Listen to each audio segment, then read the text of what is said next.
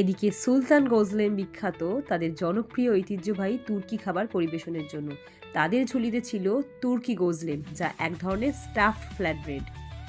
অন্যদিকে চুরোস গার্সিয়া এনেছিল তাদের জনপ্রিয় স্প্যানিশ চুরোস ও হট চকলেট। আর গ্রিডল গাইজের অফিসিয়াল তালিকা অনুযায়ী তারা পরিবেশন করেছিল ফিলাডেলফিয়া স্টাইল চিজ স্টেক, যা ফিলি চিজ স্টেক নামে পরিচিত, যেটি আদতে একটি স্যান্ডউইচ যা মাংস, চিজ ও বিভিন্ন প্রকার সবজি সহযোগে পরিবেশন করা হয়ে থাকে। আর যার কথা না বললে ফুড ফেস্টিভ্যালটাই অসম্পূর্ণ থেকে যাবে, সে হলো পায়েলা।